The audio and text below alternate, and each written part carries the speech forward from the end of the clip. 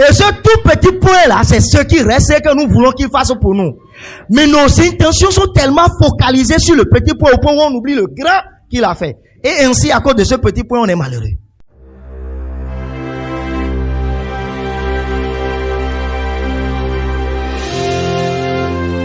C'est une grâce que nous nous retrouvions en pleine santé et vie. Que le nom de notre Seigneur soit loué.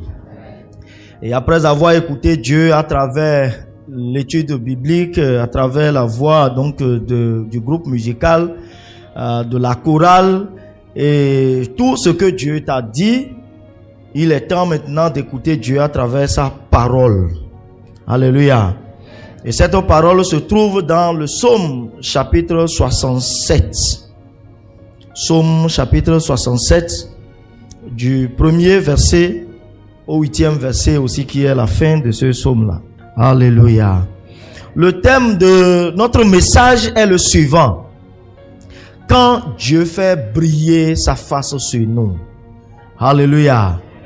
Quand Dieu fait briller sa face sur nous. Est-ce que quelqu'un ici veut la lumière de Dieu dans sa vie? Est-ce que quelqu'un ici veut que Dieu fasse briller sa face sur lui? Alors que cela soit une réalité dans sa vie maintenant. Le livre des Psaumes, chers frères et sœurs, est une partie de la Bible utilisant un genre littéraire assez particulier. Il s'agit ici des sortes de prières ou d'adoration à travers des chants qu'on peut aussi qualifier de cantiques. Alléluia. Souvent de nature poétique, la compréhension des psaumes nous impose l'observance de certaines règles littéraires assez pointues. Alléluia. Et le psaume 67 dans son ensemble expose, quand nous le lisons correctement, l'état d'âme de celui qui en est l'auteur. Amen. Et quand nous lisons vraiment ce psaume, nous voyons comment le psalmiste exprime son besoin ou même sa joie suite à l'illumination divine. Le psalmiste, quand nous lisons ce psaume, et c'est pour cela que j'aimerais même nous amener à reprendre encore la lecture de ce psaume.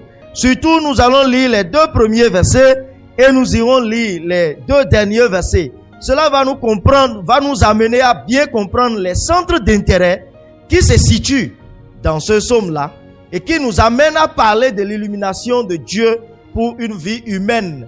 Envie donc d'explorer tout ce que Dieu peut faire quand il est en alliance avec un être pour quand même son salut.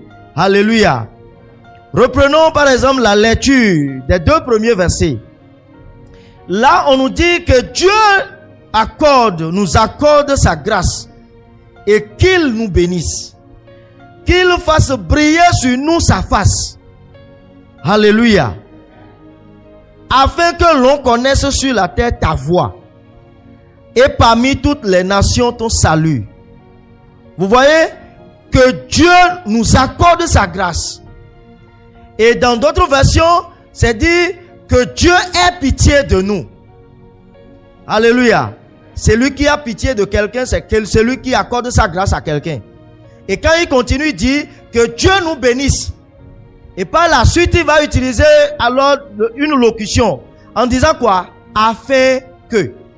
Pour nous conduire au but pour lequel son vœu, son souhait, l'expression de son besoin qui demande la grâce, qui demande la bénédiction, afin que l'on connaisse sa voix sur la terre, afin que l'on découvre son salut.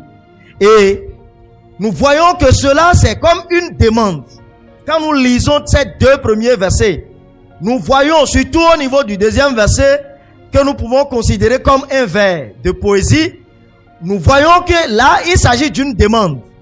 Mais quand nous allons vers les 2 derniers versets, c'est là que nous allons comprendre que en réalité, il est en train de l'exprimer comme un besoin, mais en réalité, ce n'est pas un besoin, il s'agit de sortes d'exclamations pour montrer comment lui-même il a déjà réalisé ces choses qu'il était en train de demander.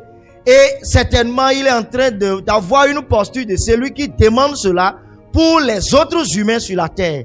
Alléluia. Dans le 2e verset, il dit que Dieu nous accorde sa grâce, qu'il nous bénisse, qu'il fasse briller sur nous sa face. Et dans le 7e verset, il va dire quoi? La terre produit ses fruits. Et là, il va utiliser une figure de rhétorique de ce qu'on appelle l'accumulation. L'accumulation pour attirer l'attention de celui qui lit ce qu'on lui a adressé par rapport à un point donné. Dans le verset 7, il dit quelque chose, dit, la terre produit ses fruits. Virgule, Dieu. Virgule, notre Dieu nous bénit.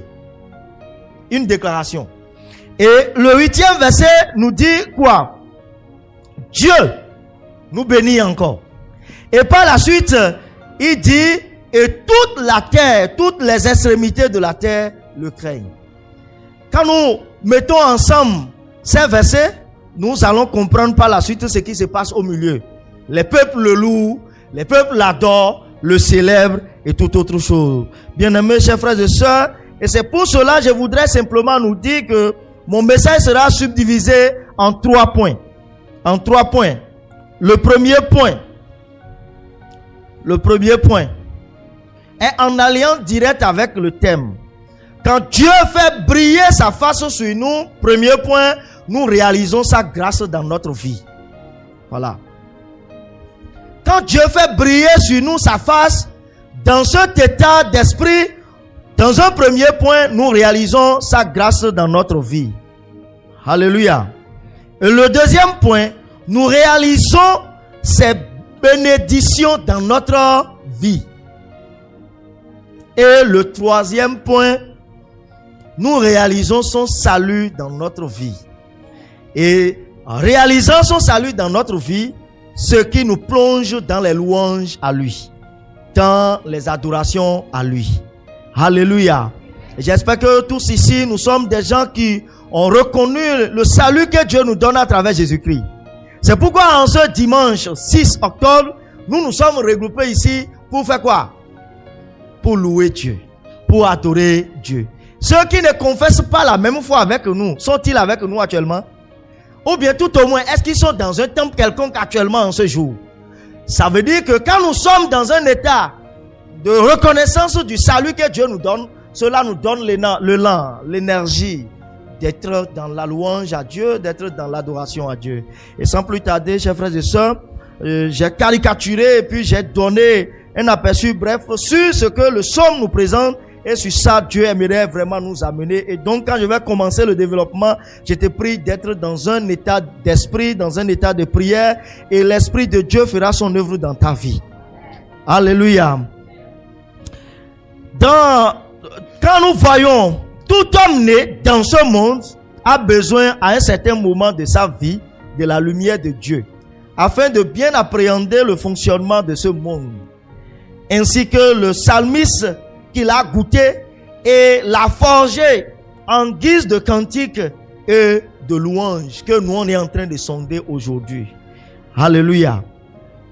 Et ce que je dis, c'est ce qui manque parfois dans nos vies. Et il y a des gens aujourd'hui, quand ils sont à côté de vous, ils sont en train de parler sur certains points. Et vous, ayant pris par là, automatiquement vous avez pitié de la personne. Alléluia. Avant que moi je ne confesse le nom de Jésus-Christ, avant que je ne reçoive le Seigneur, que je ne prenne ma vie au sérieux avec lui en 2006, j'avais une manière de voir le monde. J'avais une manière de vivre. Mais quand je l'ai rencontré, j'ai vu comment sa présence en moi m'a brisé. Et a fait que la manière dont je voyais le monde, la représentation que j'avais le monde, comment cela est inversé. Et il y a un bouleversement dans ma vie. Et ceci ne serait rien d'autre que l'illumination de Dieu.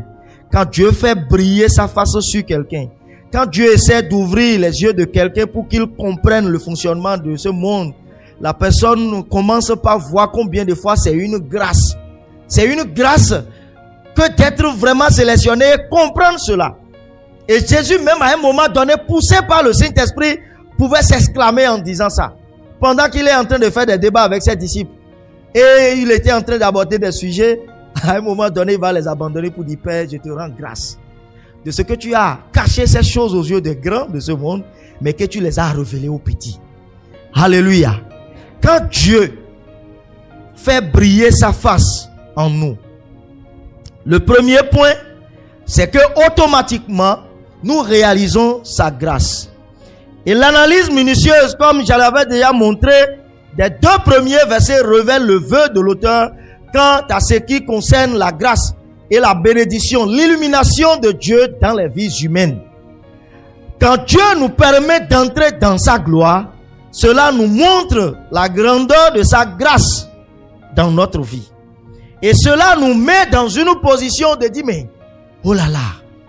Et quand nous voyons autour de nous des gens qui sont privés de cette illumination, de cette compréhension, ça fait pitié. Alléluia. Et c'est surtout ça ce que je voudrais montrer.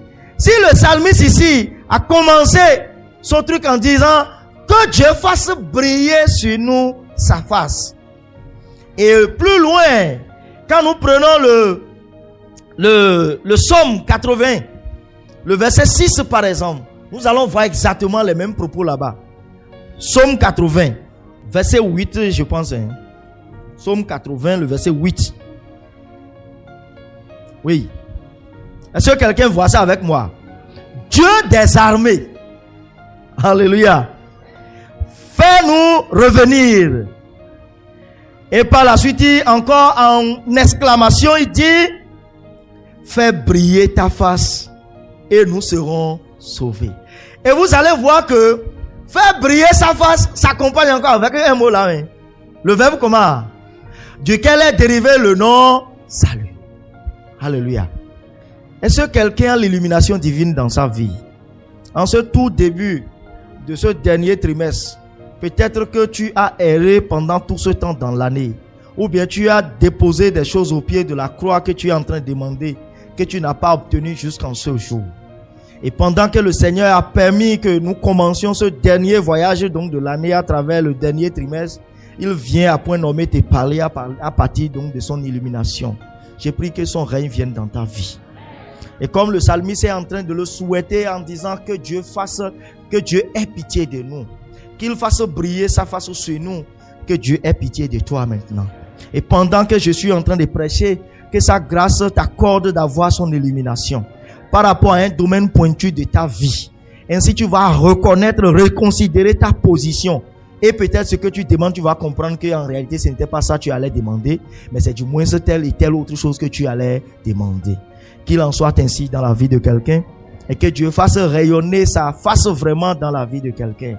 Cela donne le salut. Et quand nous disons le salut que nous obtenons à travers le sang de Jésus est un salut aussi radical et principal. Mais de façon quotidienne et instantanée dans nos vies, nous avons besoin de salut dans certaines situations. J'ai pris que le Seigneur t'accorde ce salut-là. Et sur ces plans-là, que Dieu te l'accorde. Ce dernier trimestre de l'année, tu vas l'utiliser pour la présence de Dieu. La présence de Dieu dans ta vie sera manifeste. Et tu vas pouvoir jouir des fruits comme il est en train de le dire.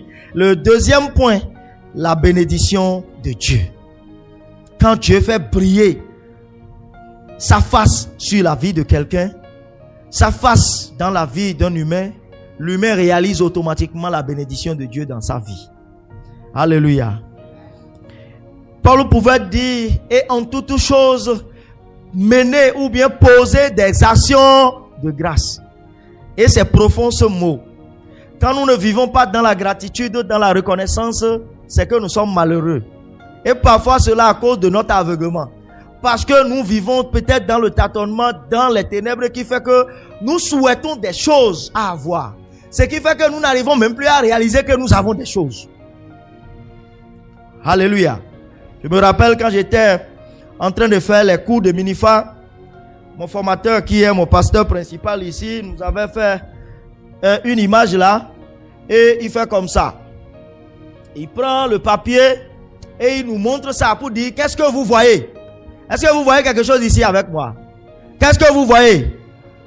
Vous voyez un point, non? Voilà, vous êtes tombé dans le même piège avec moi.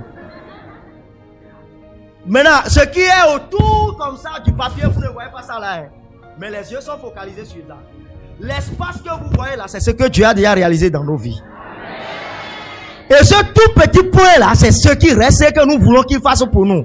Mais nos intentions sont tellement focalisées sur le petit point au point où on oublie le grand qu'il a fait. Et ainsi, à cause de ce petit point, on est malheureux. Est-ce que quelqu'un voit quelque chose? Alléluia. Que le Seigneur nous amène dans sa présence à avoir sa lumière. Sa lumière qui fait qu'on vit dans le contentement. Sa lumière qui fait qu'on vit dans la reconnaissance. Et dans cette reconnaissance, même si c'est de petites choses qui se trouvent avec toi, parce que tu es reconnaissant, tu sauras comment les organiser et être heureux. Mais quand tu n'es pas reconnaissant dedans, tu vas voir que ça manque. Et tu seras malheureux. Ce n'est pas le souhait de Dieu ce matin. Je voudrais dire à quelqu'un, là où tu es là, en venant ici ce matin, je reconnais, je confirme que tu dois être heureux. Mais c'est peut-être parce que tu n'as pas réalisé cette grâce de Dieu dans ta vie. Parce que tu n'es pas encore dans cette illumination divine qui va te permettre de réaliser qu'en réalité tu es riche, qui fait que tu es malheureux. Et je prie que le Seigneur t'éclaire pour que même les 100 francs que tu as peut-être à la maison là-bas, là, arrivé à la maison, tu sauras comment préparer une sauce à travers ça. Alléluia. Que le Seigneur nous bénisse et qu'il nous amène dans sa présence à réaliser combien de fois les choses que nous avons, même jusqu'à là où je parle, que c'est des bénédictions. Et le psalmiste a confirmé cela dans le 7e verset. Il dit la terre produit ses fruits. Est-ce que quelqu'un comprend que sa terre produit les fruits? Est-ce que quelqu'un comprend que son entreprise prospère à l'étape où on est maintenant? Ou bien il est satisfait, il est insatisfait de son entreprise. Il est insatisfait de ses relations. Il est insatisfait de sa productivité. Non. Le psalmiste nous dit ici que la terre produit ses fruits. Donc dans ta vie là, les choses sont telles qu'elles doivent être. Entre en la présence de Dieu et qu'il t'ouvre les yeux pour que tu réalises réellement que tu es là où tu dois être en ce moment. Et que l'Esprit de Dieu est en train de t'enseigner à comprendre d'autres choses avant d'aller à l'école numéro 1, numéro 2, numéro 3. Alléluia. Notre Dieu ne fait pas la magie. C'est un Dieu qui aime le processus, qui aime les protocoles. C'est pourquoi avant de donner plusieurs talents aux gens, il doit prendre part pour leur donner 2 talents d'abord, 3 talents, pour voir leur comportement devant ça. Et c'est après ça, il va dire, tu as été fidèle dans peu. On peut te confier beaucoup. Alléluia. Là où tu es là, repars, revois-toi et réanalyse les situations. Pour voir si en réalité tu les gères bien au point où quand Dieu vient là, dans ces rapports, il va dire, tu es bon dans ce peu là. Maintenant là, je t'amène dans la classe supérieure. Demande-toi comme ça. J'ai prié le Seigneur à pouvoir aider quelqu'un à réaliser ces choses dans sa vie. Chers frères et sœurs, quand Dieu fait briller sur nous sa face, nous réalisons sa bénédiction dans notre vie. Et c'est alors que nous allons dire Dieu. Notre Dieu. Dieu nous bénit. Vous voyez, il a mis l'accent sur Dieu. Il focalise tout ce qu'il a comme bien sur Dieu. C'est pourquoi il va répéter plusieurs fois Dieu. À un moment même, il va s'approprier Dieu pour dire notre Dieu. Pour dire enfin, il nous bénit. Et il va te bénir. Il va ouvrir les chemins ce dernier trimestre. Et ce grand bâtiment que tu vois, quand les chemins seront ouverts, il va aussi ouvrir ton cœur pour que tu saches que c'est à cause de ce temple. Alléluia. Parce que souvent le langage que nous avons quand on est dans l'état d'inférieur là, souvent quand on a automatiquement la place supérieure, il arrive parfois on oublie et on commence par faire des plans qui n'étaient pas dans le programme. Le Saint-Esprit, comme c'est lui qui va faire, il sera avec toi. Et tu seras fidèle. Et nous on va rester même sur les mésalignes ici et voir le pasteur devant. Dans le nom puissant de Jésus. Et mon tout dernier point, c'est que quand Dieu fait briller sa face sur une vie humaine, c'est que cette vie réalise donc le salut qu'il détient de Dieu. Vous voyez, quand Dieu fait briller sur nous sa face qui nous permet d'être éclairés par sa présence, cela nous permet dans un premier temps de réaliser sa grâce dans notre vie. Cela nous permet de réaliser ses bénédictions dans notre vie. Et quand nous les cumulons ensemble, nous voyons combien de fois on a été sauvés par la présence de Dieu. Parce que derrière nous, on serait en train de voir la poussière. Des choses qu'on a échappées. Alléluia. Parce que pendant que je parle, tu peux tourner un regard dans ta famille pour voir de quelle manière tu es là. Est-ce que tous les membres de ta famille sont comme ça? Pourquoi c'est toi qui es comme ça? Pourquoi tu n'es pas comme eux? En train d'être peut-être dans l'addition à l'alcool actuellement, dans l'addition au tabac, dans l'addition à la prostitution, dans l'addition au bavardage à n'en point fini en train de jouer domino au niveau des carrefours du quartier, des villages. Et toi, tu es ici maintenant, même si tu n'as pas réalisé tes projets, tu es quand même quelqu'un qui aspire à les réaliser, tu es concentré. Focus sur ça. Mais des vies auraient voulu, mais leur système psychique a été distrait, a été perturbé au point où ils vivent quand le soleil apparaît, ils voient, quand la nuit tombe, ils voient, ils sont comme ça. Mais Dieu t'a éclairé au point où tu as quand même eu un plan de ta vie. Que Dieu fortifie quelqu'un. Que sa présence soit manifeste dans la vie de quelqu'un et que cette personne reconnaisse et réalise le salut que Dieu lui accorde. Que le Seigneur bénisse abondamment sa parole dans nos vies et que nous comprenions à partir de cet instant que les choses que nous pouvons demander à notre Dieu, c'est qu'il fasse briller sa face sur nous, afin que dans chaque aspect de nos vies, nous soyons sauvés, que nous soyons instantanément sauvés et sur le plan spirituel, totalement sauvés par le sang de son Fils Jésus-Christ, l'agneau qui ôte le péché du monde. Et que le dimanche soit bon pour chacun de nous, dans le nom puissant de Jésus.